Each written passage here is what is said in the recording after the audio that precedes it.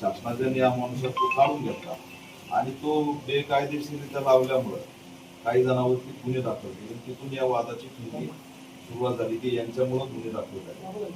मग या गावात त्यांनी सामूहिकरित्या बंदोबस्तीवर हल्ला केला. त्याचे पूर्ण व्हिडिओ महाराष्ट्रभर व्हायरल झाले आणि व्हिडिओ व्हायरल झाल्यानंतर हा राज्यव्यापी मुद्दा झाला. तो जो सरपंच आहे तो अक्षरशः दांडा घेऊन 5 वर्षाचा 6 वर्षाच्या लेकराला मारलाय, वृद्ध माणसाला मारलंय, त्याला आमच्या बौद्ध समाजातील महिलांना मारलं आणि ते सगळं रेकॉर्डेड व्हिडिओ आहे. त्याच्यात पुन्हा त्यांच्यावरती कारवाई झाली निकाल घातल्यानंतर. पण याच्यामध्ये हस्तक्षेप असा राजकीय पॉलिटिकल आहे, जातीचा त्याला बॅकअप आहे आणि त्याच्यामुळे हा समाज भूमीहीन आहे, मजूर आहे, त्याच्याकडे कसलंही साधन नाही आणि छोट्या हक्कासाठी स्मशानभूमीच्या, घरकुलाच्या, पाण्याच्या या हक्कासाठी सुद्धा तुम्ही बंड का केला गावात? या जातीय द्वेषातून त्यांना असणार आज सामाजिक बहिष्काराची स्थिती आहे. दुर्दैव हे आहे की जे मार खात आहेत, व्हिडिओ मध्ये दिसत आहेत, त्यांच्यावरच पोलिसांनी त्या ठिकाणच्या डीवायएसपीनी थेट पोक्सोचा गुन्हा दाखल केला. म्हणजे व्हिडिओ मध्ये दिसतंय की लहान मुलाला तू मारतोय म्हणून त्याच्यावर पोक्सो दाखल झाला. पण जो फिर्याद द्यायला गेला पीडित त्याच्या विरोधात एक लहान कोणीतरी बसून जवळपास 16 जणांवरती पोक्सोचा गंभीर गुन्हा क्रॉस दाखल केला. का तर ती मॅनेज व्हावं. बर याच्यामध्ये पुन्हा धक्कादायक तुम्हाला सांगतो, पोलिसांची यंत्रणा कशी आहे या जिल्ह्यामध्ये हे तुमच्याशिवाय आम्हाला आता कुठं सांगता येणार नाही. कारण पोलिसाच्या बाबतीत तुम्हालाच बोलावं लागेल. पोलिसांनी जे 6 ते 7 लोक पुण्याला तरुण काम करतात, चाकण एमआयडीसी, इतर एमआयडीसी, त्यांची तिथं हजेरी लागलेली, ते कंपनीत काम करतायत, त्या तरुणांचं नाव सुद्धा त्याच्यात इन्क्लूड केलं जे पुण्यात आहेत, त्यांचा काही संबंध नाही. आणि पुन्हा यांना दमदाटी की अरे तुम्ही इथं मोबाईल तिकडे ठेवून इथं क्राईम केला असेल. अरे पण तिथं त्याची एंट्री झाली, तो सीसीटीव्ही मध्ये आहे. तरी सुद्धा एक सूडबुद्धीने शिकणारे तरुण, कामाला गेलेले तरुण, ज्यांचं भविष्य, अशा तरुणांचं आयुष्य पूर्ण बरबाद केलं. आता हा खोटा गुन्हा माघारी घ्यावा. आम्हाला या गावामध्ये माना सन्मानाने जगू दिलं जात नाही. सामाजिक बहिष्काराची स्थिती आहे आणि अशा वेळेस पुन्हा खैरलांजीची एखादी मोठी घटना होईल, 10 ते 15 कुटुंब तिथे राहतात आणि उद्या जर सगळ्या गावांनी हल्ला केला आणि 5-50 लोक जर मेले तर जगाच्या पटलावरती सर्वात मोठा हत्याकांड या मासळीमध्ये घडलं. याची वाट प्रशासन बघते का? आणि म्हणून ते म्हणतात की आमचं या गावामध्ये आम्हाला राहायची इच्छा राहिलेली नाही. कारण स्मशानभूमीसाठी 15 दिवस उपोषण केलं, पुन्हा न्याय मिळावा म्हणून लॉंग मार्च काढला पाण्यासाठी. कलेक्टर साहेबच येतात, लॉंग मार्च थांबवतात, आश्वासन देतात आणि त्यात एकही मागणी मान्य होत नाही. आता पुन्हा दुर्दैवाने मार खाऊन स्वतःवर केसेस घेऊन लढणाऱ्या ऍक्टिव्हिस्टचे पण गुन्हे दाखल केले, त्यांना सुद्धा बोलायचं नाही अशी धमकी दिली. आणि आज 6 दिवस झालं उष्मघाताचे सरकारचे काही गाईडलाईन आहे. 6 दिवस झालं आया बहिणी आपल्या ऑफिस पुढं उपोषण करतायत, उन्हात तानात बसतायत. 10 मिनिटात मला घाम आणि चक्कर आल्यासारखं वाटलं.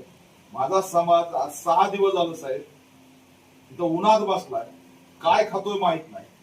कुणी केळं आणून देतंय, कुणी त्या ठिकाणी फळं आणून देतंय, कुणी खिचडी आणून देतंय, कुणी या आपल्या काय इथं गुरुद्वारातून काय प्रसाद तिथं आणून देतंय आणि त्याच्यावर आमचा समाज इथं 6 दिवस झालं जगतोय.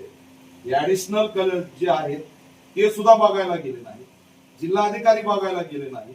म्हणजे आमचे मुर्दे पडल्यावर पण आम्हाला न्याय मिळणार नाही. काय म्हणजे स्थिती काय?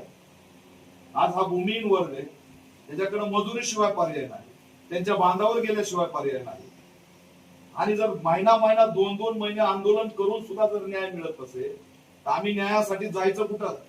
सामूहिक आत्मदहनाशिवाय आमच्या पुढे साहेब पर्याय आहे का? आणि कोणी अधिकारी भेटत नाही. पावसाळी अधिवेशन समोर आहे, मंत्रालयाहून उड्या खायच्या का? आम्हाला सांगा, तुम्ही या देशाचे नागरिक नाहीत हे तरी डिक्लेअर करायला हवा. कुठं आहे आमचं स्वातंत्र्य? आज जर जाऊन तुम्ही जर उपोषण नाही सोडलं साहेब, परिस्थिती हाताच्या बाहेर जाईल.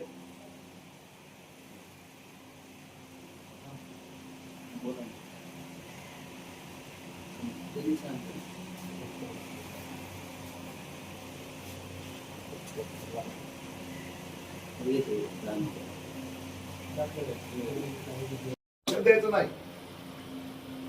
आमच्यासाठी विषय नाही. एखादं सर साहेब जर इथं 2 दिवसात एखादं तडफडून जर मिळलं ना तर एकालाही सोडणार नाही, लक्षात ठेवा. तडफडून मरू देऊ नका, केळं खाऊन जगत येत ते. उपोषणाला बसलेले तर खातच नाहीत काही, त्यांना तिथं आलेले जे कार्यकर्ते ते कस तरी जगत आहेत. दादा आम्ही ते बी आव्हान करणाऱ्याने आणून दिली.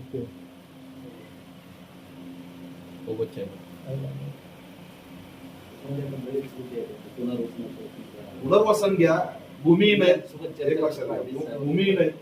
दादासाहेब सबलीकरणाची योजना आहे, 4 एकर जमिनीचं त्याच्यात हे भूमिहीनांचं सर्टिफिकेट देऊन तात्काळ त्यांना एक पत्र देऊ. आपले जे आयुक्त आहेत, समाज कल्याण आयुक्त, त्यांना रेफर करा. 4 एकर जमीन मिळत कुणाच्या बांधावर जायची आम्हाला गरज राहणार नाही. आज आम्ही त्यांच्या बांधावर जातो म्हणून गुलामीचं जगणं आमच्या वाट्याला आलंय. पोलिसांना हे शोभतं का खोटा पोक्सो घ्यायचा आणि लॅब मधल्या बसलेल्या एमपीएससीच्या शिक्षण घेणाऱ्या तरुणांचं आयुष्य बर्बाद करायचं? म्हणजे त्याला गुन्हेगारीच्या वाटेवर कोण लावतंय? मांडा. आम्ही आमचं संघटन खूप रॅडिकल आहे, आम्हाला त्याच्यावर उतरू देऊ नका. इथं जर माझ्या समाजाच्या केसाला धक्का लागला तर हे प्रशासन जबाबदार राहील. विषय लावा, मेल करा, पटकन रिप्लाय घ्या, पण तात्काळ त्यांचं जाऊन आज ते वाईट उपेक्षण सोडा. 2 पावलं चलून त्यांच्यापाशी गेल्याने साहेब कोणता प्रोटोकॉल संपणार नाही. शेवटी ते माणसं आहेत, 80-80 वर्षाच्या आया बसल्यात, आपल्या आयासारख्या आहेत त्या. काय फरक पडतो आपण तिथं गेल्याने? एक शेवटी लक्षात घ्या, तुम्ही जरी नुसतं त्यांना एक आश्वासित केलं, मायबाप म्हणून जरी त्यांना आधार दिला तरी ते ऐकण्यासारखे आहेत ना. संविधानाला मानतात म्हणून उपोषणाला बसले. पण ती सुद्धा जर मानसिकता आम्ही दाखवणार नसू तर दुर्दैव आहे. 6 दिवसात अधिकारी इथून 10 पावलं चलून जाऊ शकत नसेल, त्याच्यापेक्षा दुर्दैव काय? आपण जे सांगितलं सिरियसनेस